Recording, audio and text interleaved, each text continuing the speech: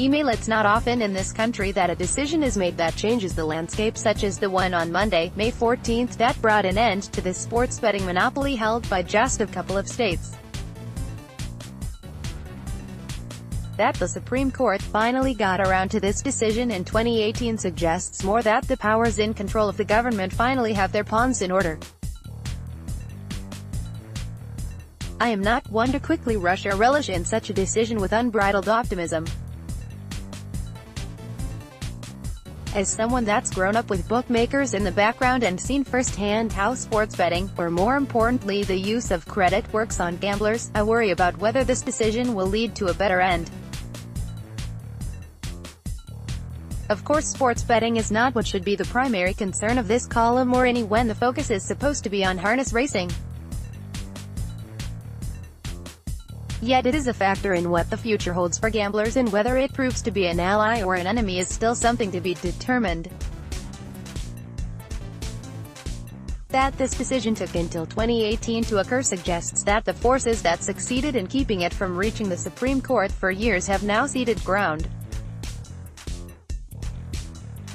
If it was unconstitutional in 2018, then it has always been.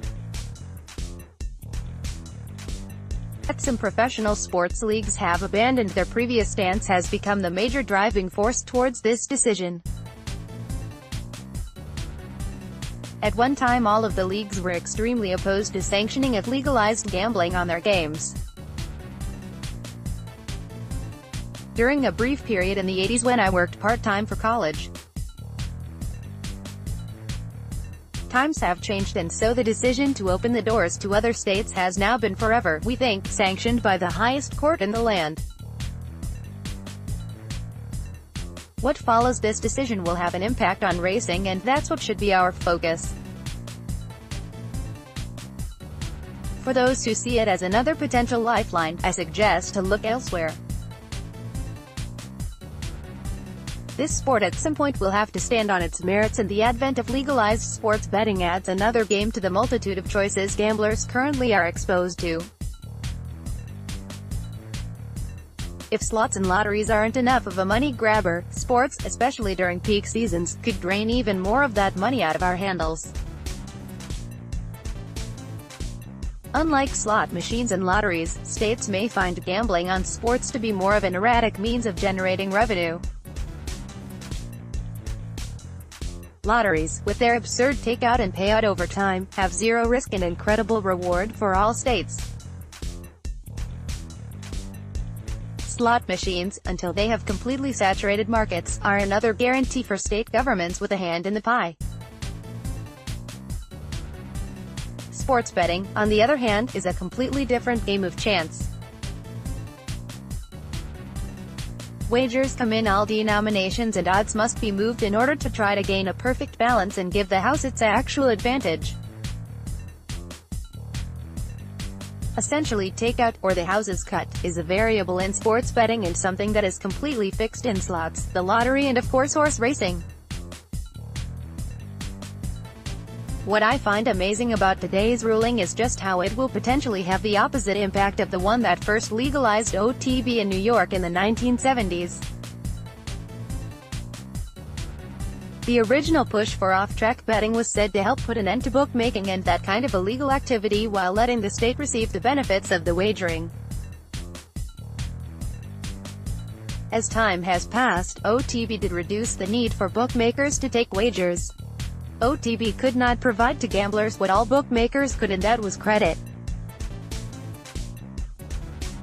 Fast forward to 2018, and legalized sports betting will certainly make it easier for the regular player with assets to put in a bet on a game of interest and enjoy it with full knowledge that he could collect at the end of the game. What legalized wagering on sports won't do is allow players a week or 10 days to make additional wagers without physically handing over money for each bet. The churn impact of sports betting is one best achieved by a house that can advance credit to its players. Mind you, bookmakers can offer credit to players without letting their family members in on the equation. Legalized sports betting may give rise to credit cards being used for such purpose, but those records may not look as good over the kitchen table as we'd like to think. To me, there is only one certainty that can arise from the Supreme Court's action. Bookmakers will now be reappearing and for the first time have an avenue to lay off excess action in a legal manner. That's right. If states allow legal wagering, local bookies can offer credit and also have no risk of being on the wrong side of any game. Essentially the perfect storm for bookmakers. While states will be forced to take excess action on one side of a game, bookmakers will have the luxury of knowing they will get their cut of the action no matter what the outcome. Honestly, do we really expect states to go into the gambling business and then prosecute bookmakers for questionable activities? I'm not suggesting we all get into the bookmaking business, but it's going to be interesting when the bookie is asked about his activities and he simply claims that he was putting in bets for his friends at a state-sanctioned facility. Those in racing should be wary of this activity. At best, with a reasonable cut and a profitable sports book, no guarantee, there could be additional purse money. At worst, the proliferation of bookmakers and credit siphon off even more of the gambling dollar and the money goes to neither state nor horseman.